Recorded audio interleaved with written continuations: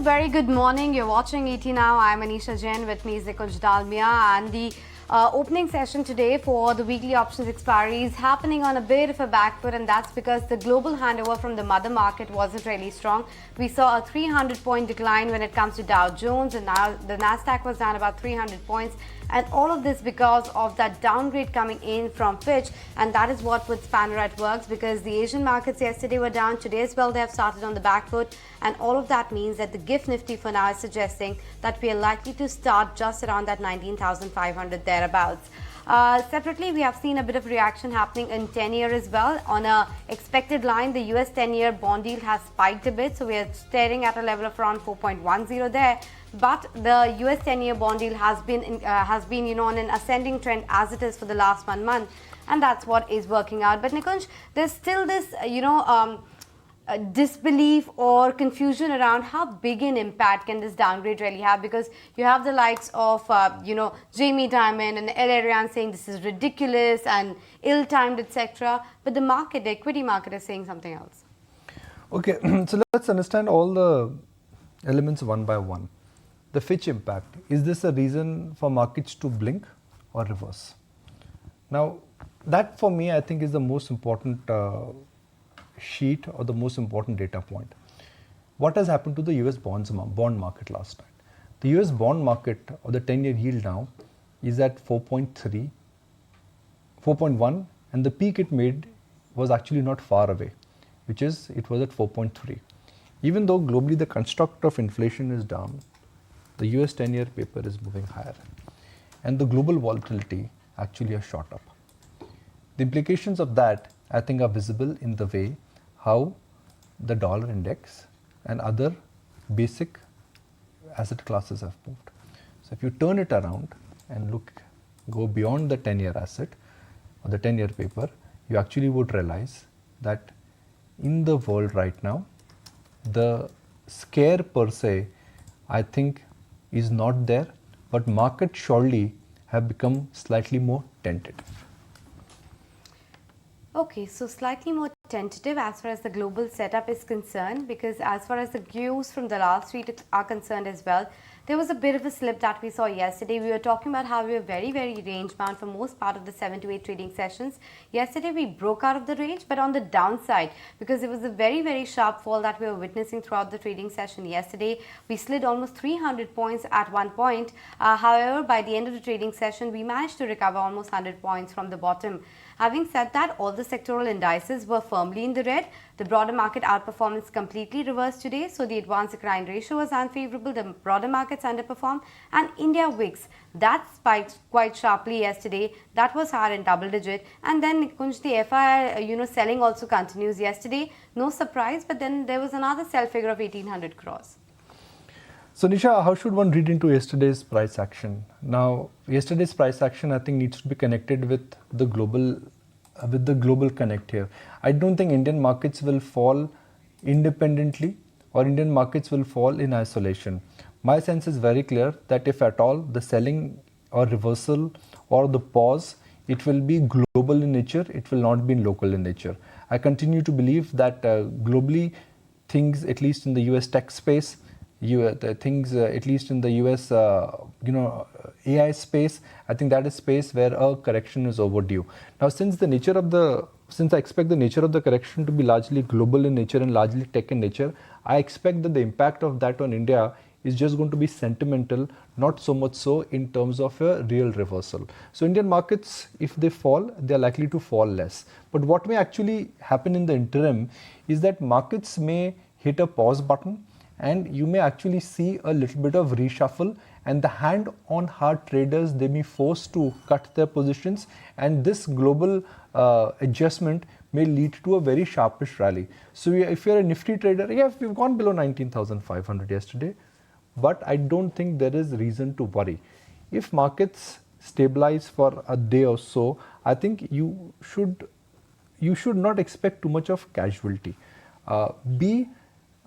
In this market, what the approach should be? The approach should be, you should stick to banks, you should stick to domestic focus themes, And the big domestic focus theme in my book, I think, is urban consumption and hospitality. So for me, if you're looking for the new defensive would be hospitality and the entire urban consumption theme. Okay, so hospitality, urban consumption, these are the things to watch out for. Having said that, what you were saying is also true in terms of the FI long short positioning from almost 70 to 30 in terms of long short 10 days ago. It's come down to 49:51. So they are net short now versus net long. So that also tells you that there's a sharp reversal in terms of the last 10 days, what has happened in terms of the market. But given the setup, what should be the strategy? Because we have been telling you that, weathers have changed. Of course, we were all talking about that summer rara rally earlier. That is not the case anymore. It's monsoons now and the strategy also has to change. It's the start of a fresh new month, August, and we have seen already 5 consecutive months of gain happen. And history tells us that when there is 5 months of gain, the next month is very, very somber. So in setup of all of this, Nikunj, what do you think should be the right strategy right now? I would say wait and watch, don't buy the fall right now. Okay. Avoid commodity consumers, because if there is a real fear which is centered around inflation and crude prices moving higher, electricity prices moving higher, coffee prices moving higher, copper prices moving higher, inflation and the China connection in the second half of this year could pleasantly disappoint, which actually could be a bummer. And then if you are really looking at themes, I guess where you have got tailwind right now, it is hospitality, it is urban consumption, select defense name, and companies which are related to capital goods stocks. So while I don't expect too much of collateral damage, but I think it's too early to buy the fall. One should avoid buying into commodity consumers, and the defensive is not IT, the defensive is not pharma. For me, the defensive is urban consumption and hospitality. Okay, so the nature of defensive itself has changed, because don't think of those historic pharma and IT, because they are export oriented, and right now that's the pressure point for the markets. Having said all of this, at least there is some good news this morning, and that's the fact that Morgan Stanley has upgraded India to overweight on account of the secular leadership. They've moved Australia to an underweight, and in terms of stock specific action as well, they've added L&T and Maruti to the list. We'll discuss all of that and more later on the show as well, but first up, let's welcome on board Steve Englander. He's from Standard Chartered Bank, the global head G10 FX Research. Steve, hi, thank you so much for making time and speaking with us. First up, your reading of this Fitch downgrade and what you make of it? I think it's induced a panic in the market, and it's pure risk premium. It's not as if you see US CDS going up meaningfully. You're not seeing expectations of US Fed rates going up. What you're seeing is just the market bidding up yields because it's an unknown factor, a new unknown in the equation. This concern about the medium-term US fiscal stance. I actually think it's going to fade, that the market will get past this once things settle down. Just as an example, Australia and New Zealand are AAA countries. And, their yields really didn't benefit from the US being downgraded, and their currencies got pummeled. So I think we're looking at a situation where the market is trying to digest this. But once it's digested, I think we'll go back to kind of towards where we were before the announcement came out. Fair enough. So that's a commentary coming in. But do you think this 10-year move that we have seen already over the last 1 to 2 months, or 1 to 2 weeks rather, do you think that's likely to continue on the upside for 10-year? I think that a lot of it is the market being concerned that the US is not going to slow down, that the US economy isn't slowing down. And so I think it will last just until we get some concrete indication of US weakness. It could be Friday if payrolls come in on the soft side. I think the market consensus is about 200,000, but I would guess that the whisper number is actually a bit higher right now. So if we get anything under 200,000, I think that yield will come off very, very quickly. Steve, so do you think this Fitch rating is going to be dismissed? And in hindsight, when we will look back, it would be just passé? Let me put it this way. I think everything that Fitch said is true. That the U.S. fiscal regime is unsustainable, that there's long-term issues that they've not begun to address, that they have no coherent way of managing their short-term budget. but it was equally true a month ago, the day before or the day before the Fitch thing came out. So I think the market will get past it. I do think that there is an issue that the U.S. has to discuss, that they raised spending a lot. It went from about 20% of GDP to 25% of GDP. It's going to come back to maybe 22.5%. But, that's a big long-term increase. And the debt ceiling deal and the budget deal didn't do anything really to lower that significantly. So there's a fiscal bullet that they're going to have to bite eventually. Okay, so that's a take coming in, but I'm not sure, Steve, if you have a view on this, but what about the equity markets? Because, of course, they were seeing quite a bit of rally this year, and all of those technology and the platform companies were doing rather well. Given the, entire commentary coming now, do you think there is a chance that we are in for a sharp correction in the equity markets as well? Look, I think the equity markets were over-enthusiastic over the last couple of months. I don't think that the Fitch reason is any reason for them to sell off, but I think that if we're right that the U.S. is going into a moderate recession, it's actually going to be good for risk appetite because it will lower the discount factor in all asset markets, and it will be good for U.S. assets, will be good for global assets. And again, I'm not going to speak to whether or not this particular level is justified. It does seem a bit rich. But, I wouldn't sell U.S. equities because it was a Fitch downgrade.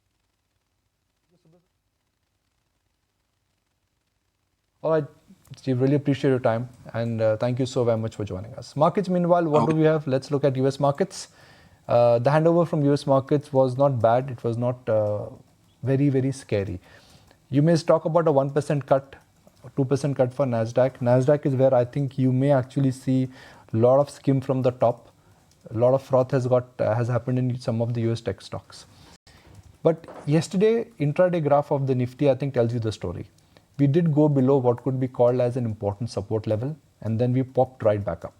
SGX, if that is a benchmark, if GIF Nifty is anything to go by, GIF Nifty is indicating that we could be in for a smooth start and not a scary start. So is it time to now cut longs and press shorts? Or this is just one of those passe phases where we should not read too much into the trend? Kunal, what is your understanding? Well, I'll call it as a turbulent correction. In the last 3-4 months, we've had mild phases of correction for the indices, 4-5 days of gradual correction, 300 points, 500 points cool off for the index. We managed to come back to some sort of a mean for the index, and then from there we managed to resume the uptrend. But this is a lot more turbulent in that regards. Now, there are some very interesting data points which happened on the closing yesterday. Mild reduction in open interest, just a 3.5% reduction in the open interest for Nifty as well as Bank Nifty. So 3.5 for the Nifty and I think 3.1 for the Bank Nifty. That's the percentage drop in the open interest for the index futures, which tells you that it is a mild unwinding for the index positions, index traders. Now, the other way to look at it is that these are the kind of days where the option traders, they become a lot more active.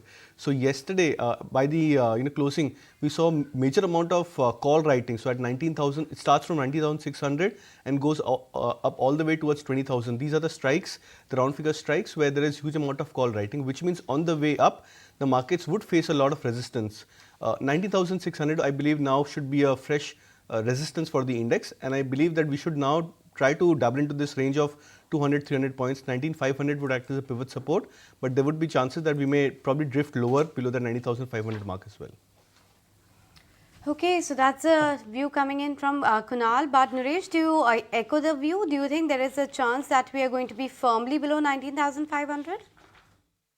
So the case right now is finally, after a long time, we've broken the recent swing lows, even though on a shorter time frame. So we've broken that 19,550, 19,600 mark. Now the case is next we go to that previous bottom around 19,250 on a shorter term time scale, or we go down all the way to 18,600, 18,800. As of now, it looks difficult to actually look at a much deeper correction because we've just seen a one-day correction across the world as well. And it was due to an event, which is the rating thing which happened yesterday. Now the case is, at this point of time, one needs to be more strict with their stop losses. So some of the stop losses got hit yesterday on the long side. Some of them could get hit today if it continues on a follow-up. But overall, the view is we could go towards the 19,250 mark. On a rise to 19,700, 19,750, if it happens, that is a point of time where you actually have a short trade with a decent risk reward. But at current levels, you want to be selling on a rise rather than doing a major thing. Take time to take some bets off and wait for either a decent correction or start finding new winners. The view on ET now for the last 10 to 15 days that it's time to take some bets off the table. Nobody's talking about a crash, but it's time to be a bit more cautious as far as the market goes and look at your positions as well. But let's talk about what are the stock ideas coming in from our charters then. Naresh, you go first. So would go neutral into the day today. So a long and a short. So first is a sell on Hindustan Aeronautics Limited. The stock had a one-way rally. Yesterday was the first day where we saw first signs of reversal, a recent top in place. So a stop loss at 38.40 and a target price of 3,500 and lower. Second is a defensive bet on Power Grid. The stock, after making a move towards 265 to 68 levels, has corrected down to 248. So a good 8 to 9% correction from the top. The recent bottoms are around 240, 42. So that becomes a stop loss and should slowly bounce back towards 265. So buy at current levels, stop loss at 242 and a target price of 265. What you, Kunal? So one buy, one sell. The first one is a sell on Escorts. The stock seems to be coming back into deep overbought territories on indicators at 2,600 mark. So would suggest a sell with a target of 2,500, stop loss at 2,640. And the second would be a buy on HUL, Hindustan Unilever. The stock has already corrected 15% in the last 1 month. I think on the indicators, specifically on the early charts, the stock has formed bullish RSI divergence. So expecting some bounce on HUL, 2620 as a target, stop loss at 2540. Okay, so that's the top recommendation coming in from our charters. But what is the top voices from across the globe saying? Let's go across to Vinny to find out just that. Hi, Vinny. Absolutely, and a lot of commentary that has actually come in on Fitch's rating for the US Treasuries, the downgrade over there. And Jamie Dimon is saying that, he feels like this is actually ridiculous that they have downgraded US Treasuries while other countries that are more dependent on US in terms of have a higher credit rating than the US when they depend more on stability on the US in terms of military as well as the US markets as well. Though he feels that it doesn't really matter much, that because it's the market and not the rating agencies that determine the borrowing cost for US Treasuries.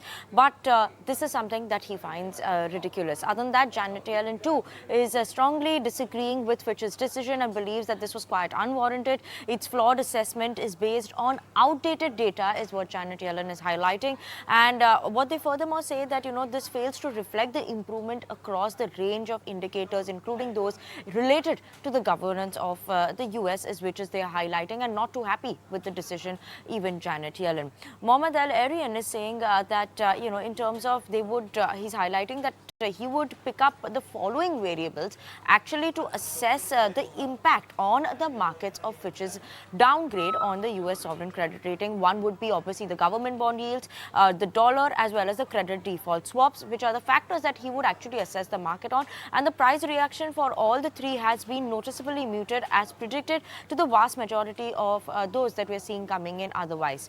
Lawrence Summer too is highlighting in terms of Fitch's decision rating that the United States has faced a long, serious run of fiscal challenges, but the decision that the credit rating agency has actually taken as the looks of the stronger than expected downgrade to the United States is quite bizarre and not something that he is agreeing with as well. Lastly, in terms of Peter Schiff, he too is saying that Fitch's downgrade to the US Treasuries is meaningless as Treasuries are junk bonds, and when it comes to rating sovereign credit, the primary risk of currency depreciation and not the default that is to be counted. So yes, all the comments are not agreeing to Fitch's downgrade that has come in for US Treasuries. Okay. Stocks to watch and lots of stocks today. And first, a stock which Somit tracks with a microscope or a telescope or a magnifying glass? All of the above. All of the above. Actually, I would go with that option. And that's Indigo, I guess. Yes. A blockbuster quarter, 3,100 crore of net profit, which is highest than the annual net profit that the company has reported in FY18 of 2,200 crore. But the question is it going to be same in the next quarter? Because people are talking about a loss now. Yes, exactly. Goldman Sachs is saying that in the second quarter there might as well be a loss, and that is primarily because yields, which measure average fare per passenger per kilometer, that is expected to decline in teens. That is, it could be anywhere between 13 to 19%. Now, the company has not given a specific number, but even if it's 15%, then it's a sharp decline both on sequential and on YOY basis. And because of this factor, and given the fact that crude oil prices have started to move up, these two factors could lead to a loss in the second quarter, and this clearly shows how volatile the business nature of aviation is. But however Q1 numbers good, it was because of higher air traffic, higher yields, lower oil prices and higher passenger load factor, and all these factors have now turned negative so far in the second quarter of FY24. Management has clearly said that the yields are under pressure and they are taking as many steps as they can to boost the air traffic, and one of them is to keep the ticket prices lower. While the other overhang on the share price currently is the fact that the promoter is Rakesh Gangwal is looking to sell stake, and that could happen anytime in this week or next week, because the block that is usually there because of the earnings, that will lift off I guess tomorrow, 48 hours after 48 hours after results. So it will lift off tomorrow. After that, he's free to sell stake, and what the street is anticipating is around $1 billion stake sale that could come in. But Nikunj, this one has already done quite well, 26% higher. Do you think this is a perfect case of sell-on news? Because earnings were, you said full year profits in one quarter, right? More than that. More than that, but is it all in the price? See, what you would ask yourself is that have the earnings peaked out? Yeah. And have they peaked out for a long time? See, crude is something which is volatile. Now, there are patches where crude advantage is there are patches where crude disadvantage is there. Structurally, have the profits, like you know that there is a structural issue in IT. Is there a structural issue with the air traffic, with the airline sector? I doubt it very much. Now, you may argue and say that a 2600 rupee stock could come down to 2300 or 2400. That's for me more like a technical correction. For me, what really matters is that is the Indian aviation sector looking at a peak in terms of profitability, or barring 1 or 2 quarters here and there, the profitability will come back. Now, you looked at the air traffic data for the quarter gone by, or for the month gone by. Okay, there is a numbness, and the numbness may well actually continue. But somewhere, I guess the capacity expansion is real. Somewhere, I think the new airport which are getting added, I think is real. Somewhere, I think that air travel, which was supposed to be luxury travel, has become more like a necessity travel.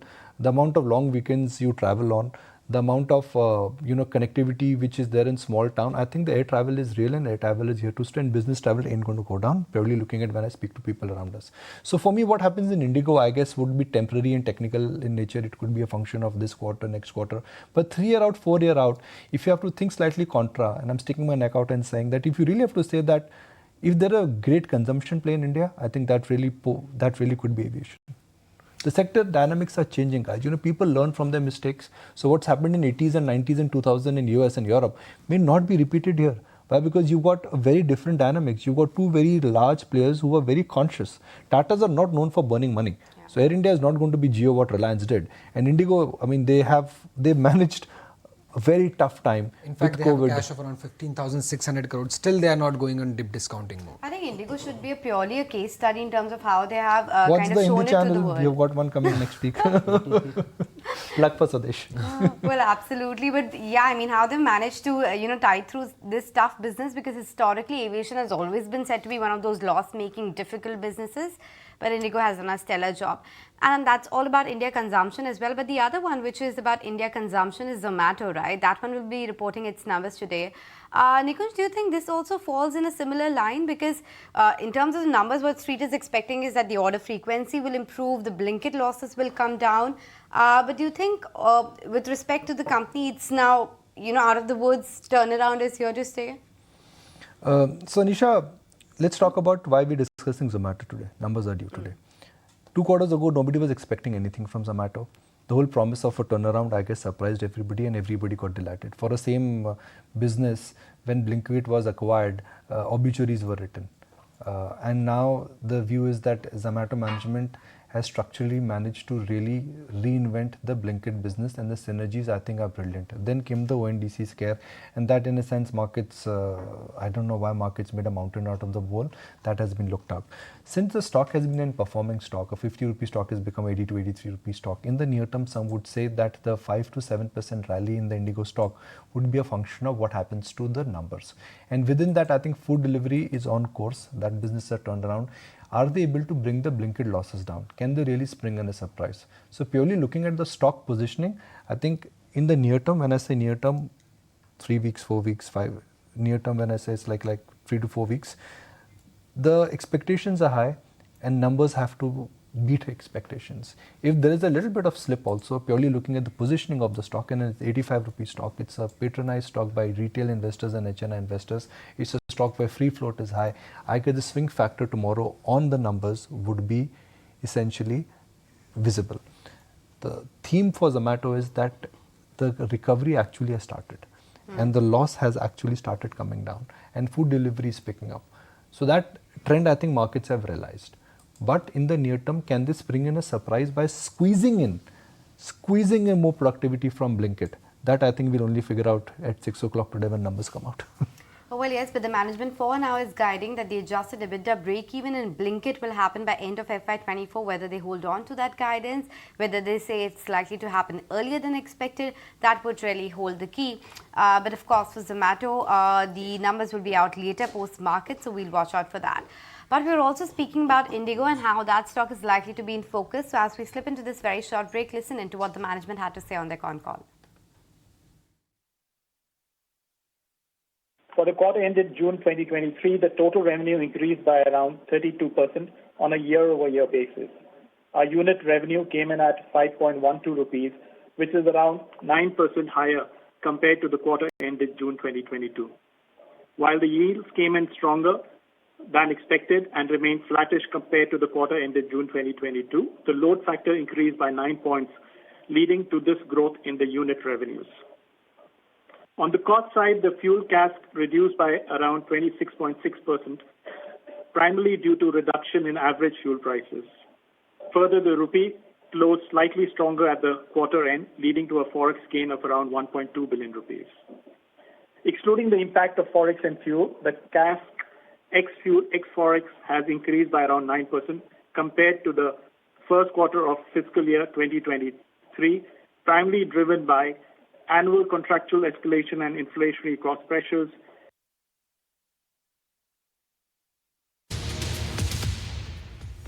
Welcome back. Well, let's talk about an important commentary that we've got overnight, and that's Morgan Stanley, and they have changed their view on India. They have made it an overweight now.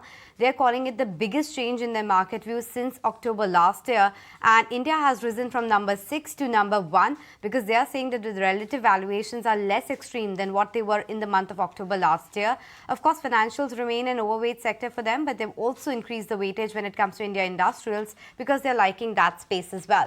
Let's go across to Amakshi to get more details as to what is the reason and rationale of this Morgan Stanley commentary. Amakshi. Well, yes, Morgan Stanley has in fact gone ahead and upgraded its rating on India to overweight for the secular leadership. As far as the stocks are concerned, they've added L&T and Maruti to their focus list, but they've removed Titan from their focus list. Now, let's look at what their views are on India.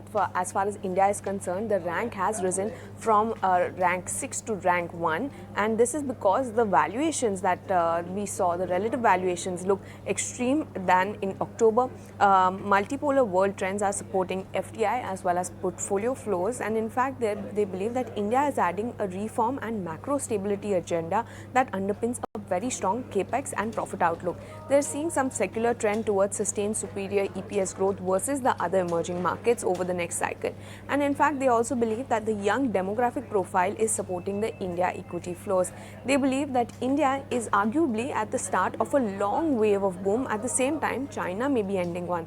India's future looks to a significant extent like China's past, and they believe that they believe that India's weightage will be introduced at nearly 75 basis points. So all in all, they've upgraded India industrials. They stay overweight on India financials and consumer discretionary, and they believe that these three sectors will be the major beneficiaries of India's structural story. All right. 8:30, and as you walk into trade this morning, well, good morning. Kunal believes that there is nothing to get worried. So what, Nifty fell yesterday? You know, I was actually at a not a party, but I was at a place where I did meet a lot of market old timers, the real who's who, literally. And everybody was talking about yesterday's correction. I said, folks, I mean, just a one-day fall. But nobody was expecting it. But your view is we should ignore it. I'm not saying ignore it, but you should not be panicking about it. That's the only stance. So, I explained on the charts yesterday on the closing that how the indicators are so much oversold. When you have a put call ratio of 0.45 and then RSI which is at 10-15 levels for the index, there is hardly any scope for the index to fall down significantly, and you're bound to see a rebound. So yesterday we saw 150 point odd rebound for the Nifty, a 300-400 point rebound for the Bank Nifty, and I think that's one of the indications which tells you that these are not the times to panic, but these are the times to be very selective and be less leveraged as you were maybe a couple of weeks before. But there is a bit of a red, and that is something you really need to be cognizant of. So what may happen is that markets will start stalling, but you're not likely to see a reversal. There's a difference in pause, retreat, turbulent sell-off, crack and a crash. And I don't think we are making a case for a crack. Certainly not a crash, certainly a pause and a bit of a reversal. Am I sequencing it right? Yeah. Not a crack, not a crash for sure, a pause for sure and a bit of a reversal. Yeah, a bit of a reversal. The ceiling is set for the markets now. What this move, in the last 5-6 days, ceiling? 20,000, that 90,990 mark. That's going to be a ceiling which is going to be about a lot more difficult for the index to break. So we may have to go through that grind. So over the last 3 months or 4 months, we've not gone through that grind on the index. Every time the index used to correct by 3, 4, 5 days. It was so long, we were sideways only till the time we didn't hear 20,000. But You remember we were waiting for those 10 paisa to happen on Bank Nifty, etc. We were so much sideways. But the sideways on the index resulted into stocks being outperformers. Yeah, the mid cap was out. This time it's going to be different. That's why. Interesting. So that's a market setup for you now. There were indications that the market was oversold, and that's why we saw a bit of a relief rally at the last hour. Let's see where we go from here on, whether there's a sharp reversal today on the upside or we continue to grind lower, as Kunal was pointing out. But one stock which might grind lower today might be Titan. It wasn't a great set at all in Q1 because the margins were a bit of a miss. But the commentary is something that held out because the management is holding on to 12 to 13% guidance in terms of the margin for full year and talking about a bit of a recovery. Vinny, what's your reading of the entire numbers in the con call commentary? So Titan's Q1 numbers clearly not shining bright as any jewelry that they sell, and a miss coming in especially on the margin front as well as the bottom line. That's the profitability front of the company. Revenue growth came in at around 24% for the year. In terms of demand trends, the company did highlight that Akshaya Tritiya was one of the things that supported the growth, and other than that, May was a bit subdued, but June again saw a recovery because of the wedding season dates coming in. When you look at the margins, sharp miss over there, margins just came in at 9.9% versus 12.9% last year. So contraction of around 300 basis points in terms of the margins of the company, and overall the EBIT margins, when you look at that front also for all the different segments, that is jewelry segment, watches, wearable and eye care segment, all of them have seen a decline coming in all the three segments in terms of the margins of the company as well. Now obviously what is impacting is that the gold prices volatility that was there, plus the company had given a lot of promotions in terms of to fight the competition because of this gold price volatility. There was a gold program exchange as well which took place as well, and which was the reason that we saw the impact coming in on the margins of the company. Other than that, when you look at it, the commentary that has come in, they said that they are pursuing to gain market share across categories. They remain optimistic in terms of the performance for the rest of the year, and in the con call they also highlighted that they are expecting festive season, wedding season to actually start supporting the growth in the second half of FY24. They expect the demand, and what they saw in terms of demand trends in July also was stable demand trends as much as they saw in June, not a bad demand that they saw coming in July as well. They are giving a target of 10% market share in the jewelry business in the next 3 to 4 years, and jewelry margins, they expect that to be at 12 to 13%. They are expecting and maintaining that guidance of 12% jewelry margin for the year as well. So keeping an eye out on that one. HSBC as of now has cut the target price for Titan, given the new target price at 3,580 rupees per share from previous target price of 3,600 rupees per share, and they are maintaining a buy on the stock given that we are seeing a miss coming in the margin front for the company. Okay, so that was about Titan, but let's listen in which is the consumption stock that Sudeep Bandyopadhyay likes, because we were discussing with him which are the stocks that could be those multi-year re-raters of sort and compounders. Listen into his take. I believe this is a stock which I think last 5-6 years they haven't, it's pretty much hovering in a range, hasn't done anything. Results have been, so. Now the management has changed, and remember they have a well spread out business across different geographies in the world. They have a nice product basket. Few things needs to get right, which I suppose the new management will be putting in place, and there will be a breakout at some point of time. So Godrej Consumer definitely is one stock which is worth looking. Bhasin Saab is ready. Let's say hello and good morning to him. Good morning. Good morning Nikunj, how are you? बस आप बताएं. बस sir चल रहा है. थोड़ा सा uncertainty, जो मच नीडेड करेक्शन था वो आ गया. बाइंग अपॉर्चुनिटी है, so take it with a pinch of salt that you won't get unwarranted corrections unless they are imposed on you, and that time it is not the time to be fearful, it is time to be a little bit greedy, just as you had to be a little fearful at 19,900 and 20,000. So I still think there is a lot of steam in the market. And this, by the way, I was in Deutsche Bank in Hong Kong when S&P actually upgraded Lehman Brothers. 1 week after that, Lehman Brothers went bust. So these rating agencies generally react when water has flown under the bridge, and you should be taking them with a pinch of salt that yes, there was a much needed correction, but I think that is part and parcel of the smart run up which we've seen. But my point is that, okay, I agree with you that you should buy, but should you buy now? Should you buy later? Because frankly, what we've seen, Mr. Bhasin, is a 350, about a 400 point correction on the Nifty. That's not even 5%. And individual stocks, the good quality stocks, they've not corrected at all. So while directionally in terms of an approach, you want to be a buyer, but is it time to buy now or wait it out for a slightly more deeper cut? Well, that depends on your risk appetite, Nikunj, and two things. Look, could you time it that NTPC from 85 in 1 year is 225? Could you time it that 35 rupees IDFC First is 90? I think it is not possible. Secondly, Nikunj, let me tell you two things. FIs have been underweight India, and today the first thing I see is that Morgan Stanley is upped India's weightage against China. Now, the weightage of India purely on the back of all this global humdrum will only send to increase. A. B. Local mutual funds have been trying to time the market and sitting on cash. That's why they are buyers in any stock. And let me be honest, I think the index may do nothing because Nikunj, the weightage of HDFC Bank and Reliance is so huge that either way both these stocks can determine the trend. So 300 points you got yesterday, maybe another 300 points but the broader market is definitely showing you signs that there is a lot of pent up unexposed hedge over there. So we would like to be with large cap, big cap stocks which are hitting new highs and using this correction. But it all depends on your time horizon, your risk appetite, and whether you want to be there. Maybe this market goes to a 19,000, but if it comes back with a vengeance at 21,000, then nobody will be able to either time it or be able to participate. Dollar index is at a 4-week high. That is something you really need to be cognizant of. So I'm going to shift gears and talk about stocks now. Titan numbers, Bhasin Saab. The top line is good, management is sounding confident, but the margins for the quarter gone by were not that impressive.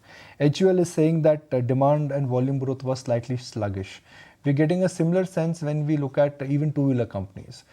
What is your view in terms of pure niche consumption plays? Well, like you said, maybe lever is corrected 15% from recent highs. Yes, Titan, maybe people were in the know, so it hit that 32 for 3,300 and is corrected. But this has been a darling of a stock, and as yet you have yet to see the unfounding of the calendar season as far as Rakhi, as far as Diwali and the other festives which are all around the corner. So yes, autos and consumption have been stellar performers, but look at the other language.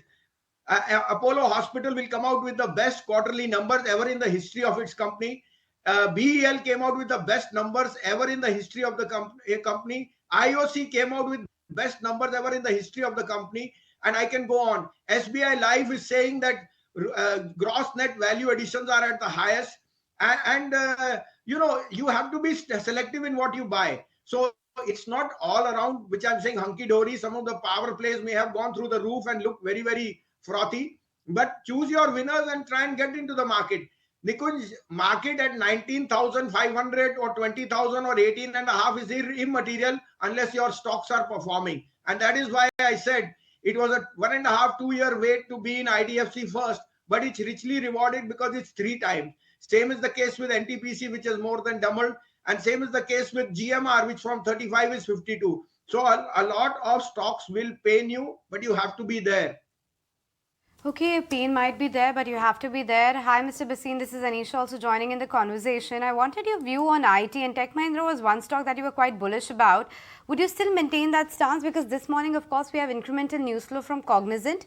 And the good news is that there is no bad news. They're maintaining the guidance. They're talking about how the bookings continue to be very strong. Would you now expand your view to beyond Tech Mahindra as well?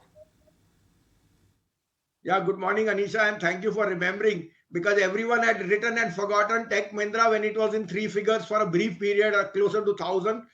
See, Tech Mahindra and the verticals are all getting priced in. These are cash-rich companies. They are doing organic or inorganic growth. And like we said, if the Nasdaq is hitting new highs and is set to go higher, despite rising yields, which may be a temporary phenomena, then you can't but be in Apple at $3 trillion. So Tech Mahindra, HCL Tech and Persistent continue to be my 3 top picks there.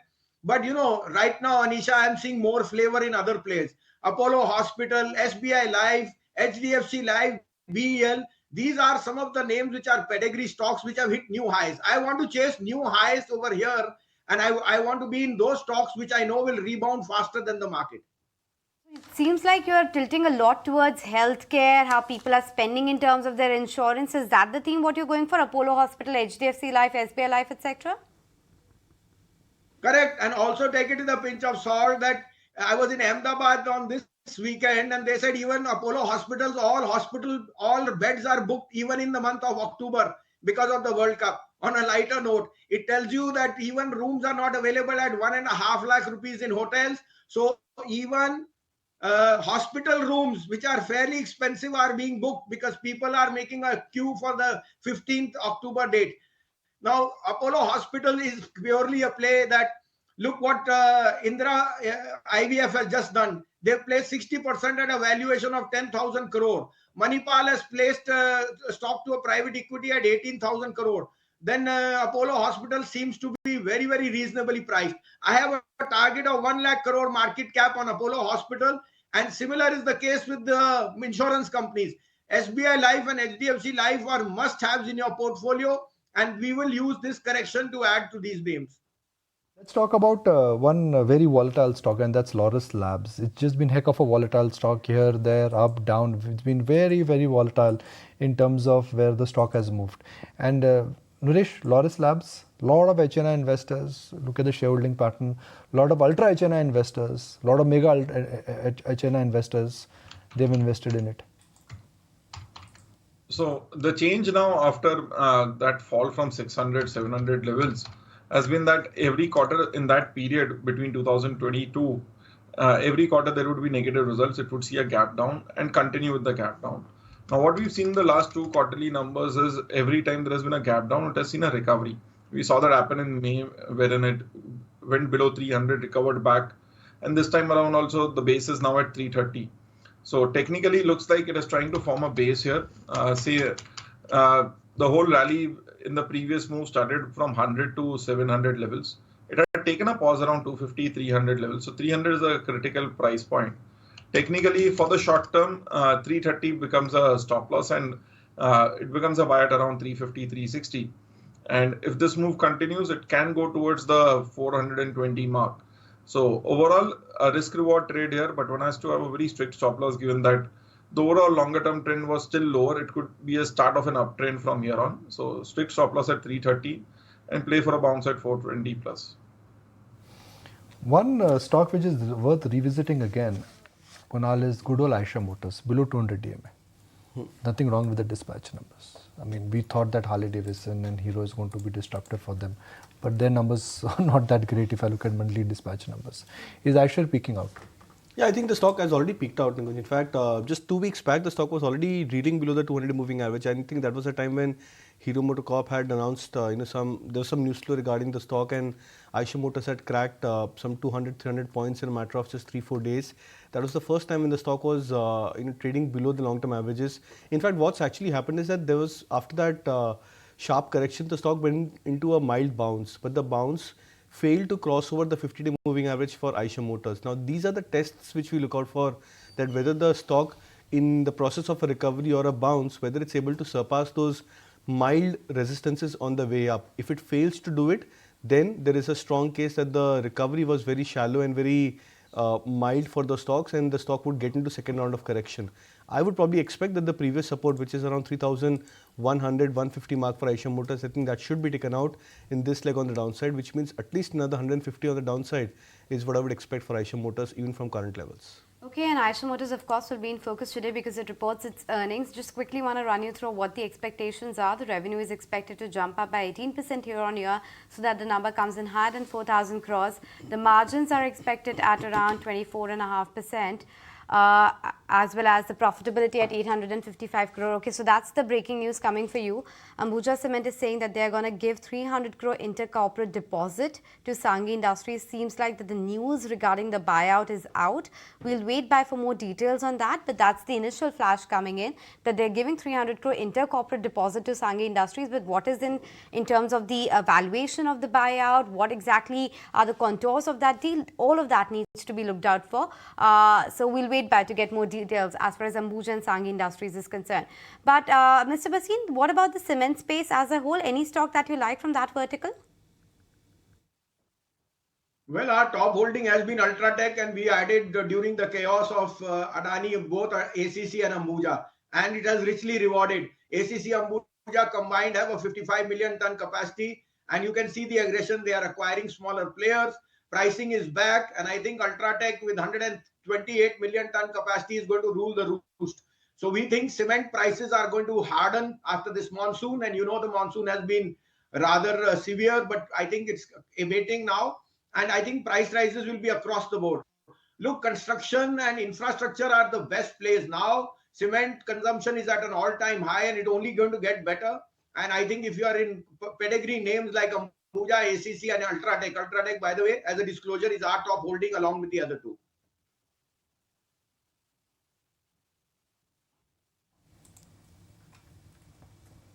Bhasin sahab, Adani group of stocks have done rather well for themselves from the trough of the sell-off to the recovery.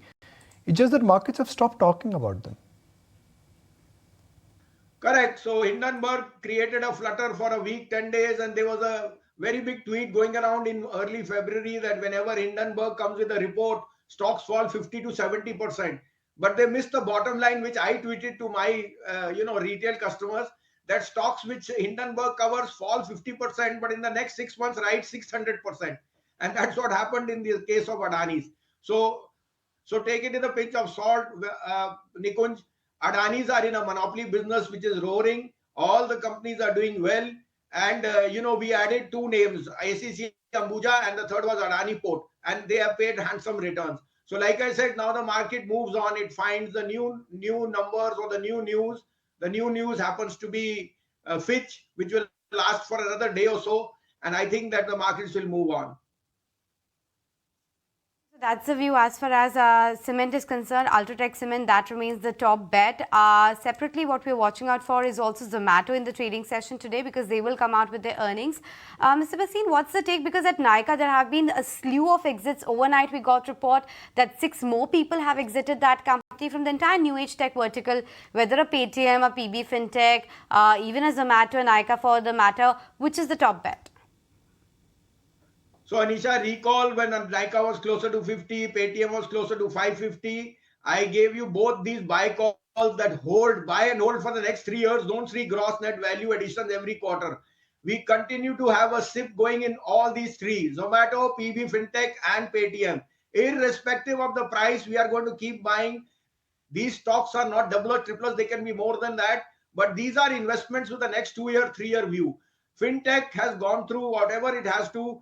Paytm is indicated, China was the starter of digital transaction. They are doing 4 times more transaction. Zomato is ruling the roost as far as, gross net value additions, the distribution. So these are very, very strong plays, but keep a 2-3 year view if you want to double, triple your capital, because there are not going to be shortcuts on the quarterly numbers.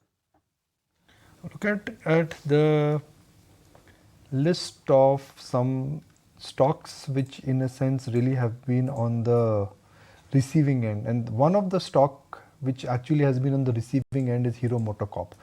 Naresh, this was one stock I think 8-10 days ago we were discussing a new breakout. Everyone was excited. I think went to 3100, 3200 and it has reversed sharply. So technically the longer term structure still remains positive. 2900 to 3000 was a problem zone for the stock. It made a breakout move, went out 3200. In the last 2 days, it has seen one announcement of the ED rate. Second, monthly numbers did not come out great. At that period of time, the stock has corrected, but this is how longer term trends could change going forward. So a retest of this 2900 to 3000 zone is a opportunity to get back into the stock. The last swing low for the stock is around 2800, 2850. So that's a major price point below which the trend changes.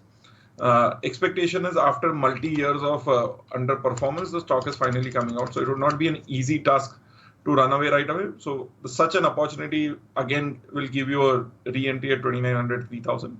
So the view remains same. Eventually the stock could go towards 3600 plus levels.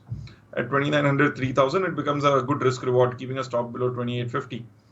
So last 2 days is more announcement based. We saw this happen back in 2022 as well, when the stock corrected all the way down to 2200, 2300 levels when there was the first news.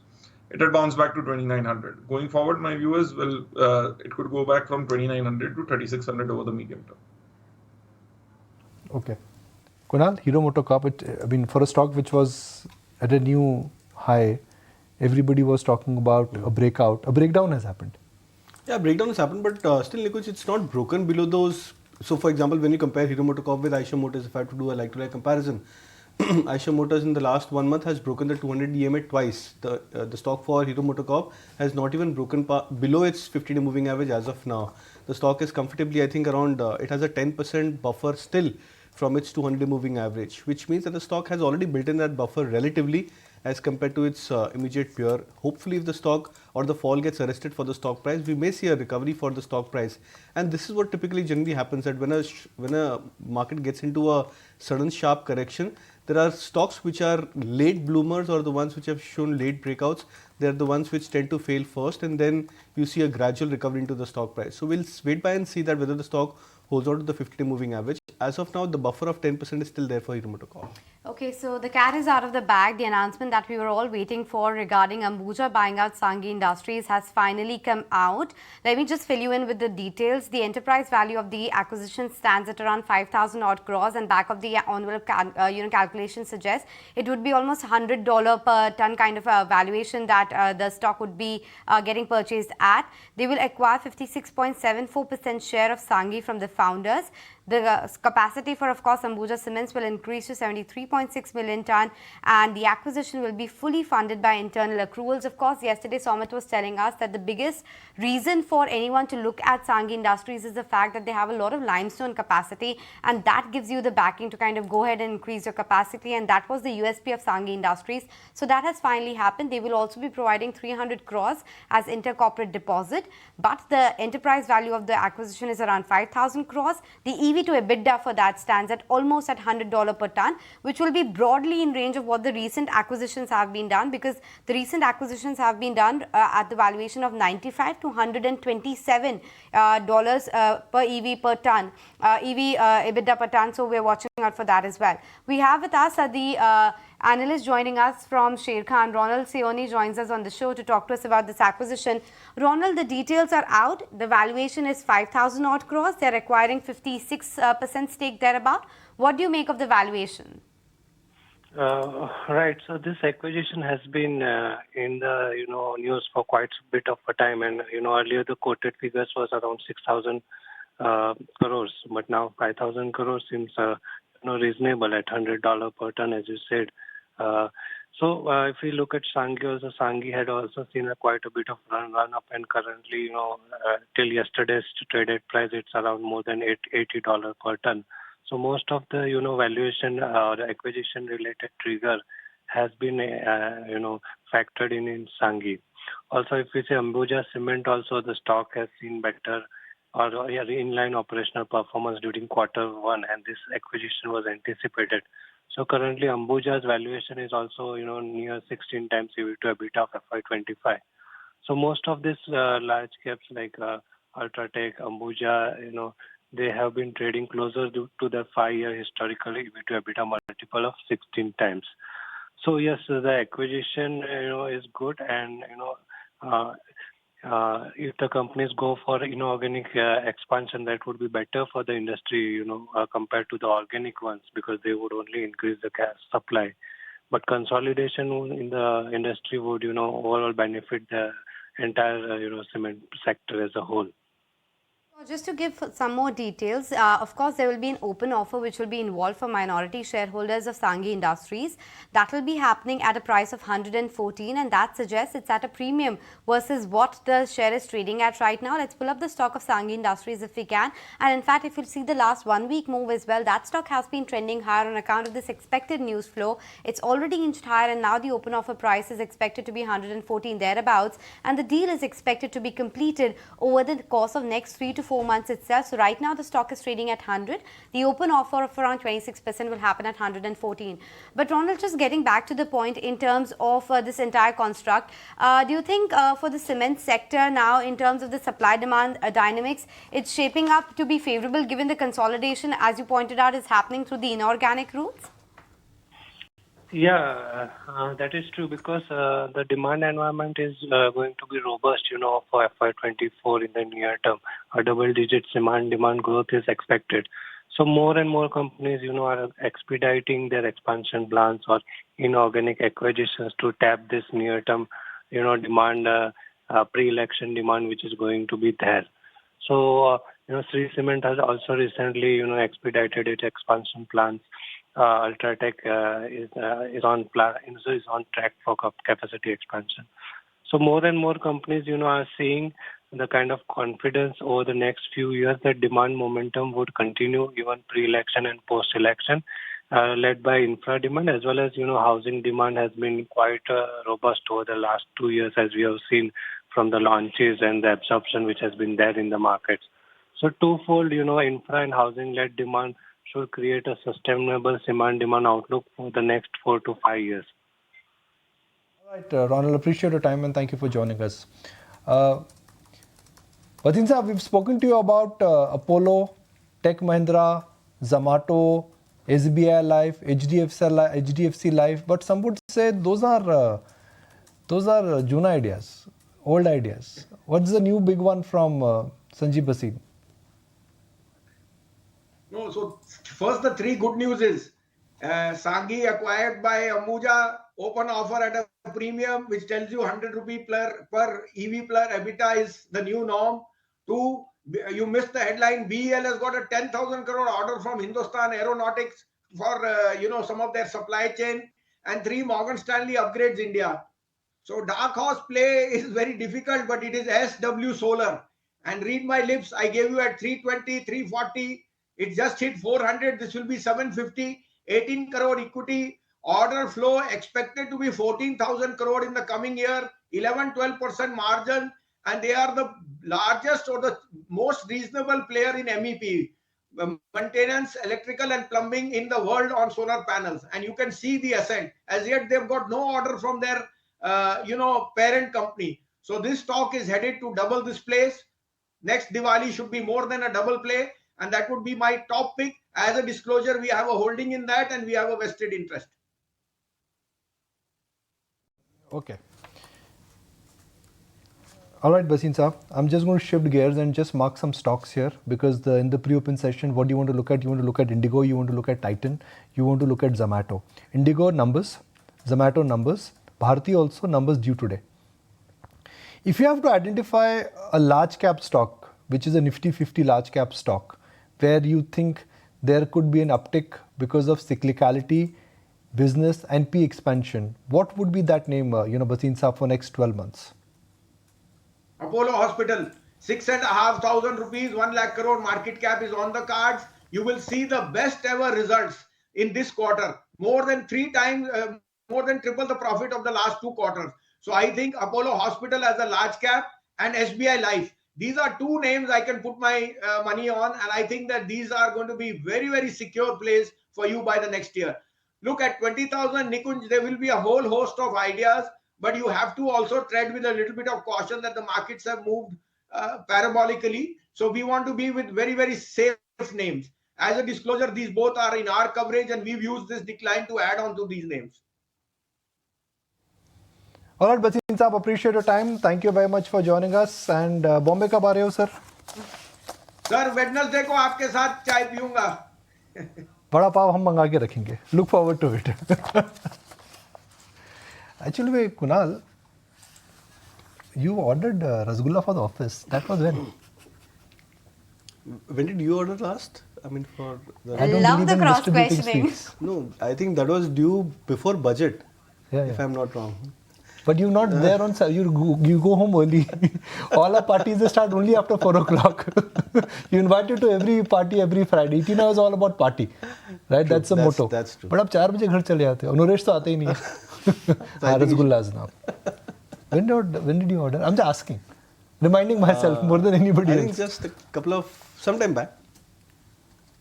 I don't know what that sometime back is, but whether he orders or he orders, I am getting it from both sides, so I'm happy to eat whoever orders it. But for now, we'll do for some with some stock ideas, if not rasgullas and samosas and vada pav.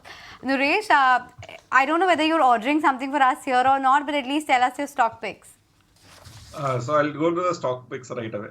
So that would be a buy on Finolex Industries, maintaining the stance which I discussed a few days back as well. The stock has given a range breakout of that 160 to 200 mark. And even yesterday, the stock made a new swing high, made a move towards 210 levels, pulled back a bit with the market correction. So still into an entry price zone.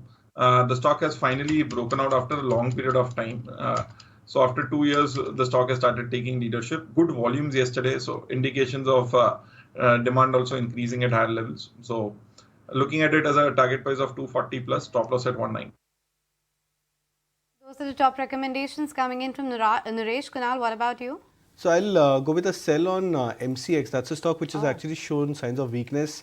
3 days back, the stock was almost at 1650, 1670 mark, and it's fallen down towards sub 1600 levels. So would suggest a sell with a target of 1520, stop loss at 1615. So it's a sell call coming in on MCX. Yes, has been very, very volatile. Let's see which way it heads today.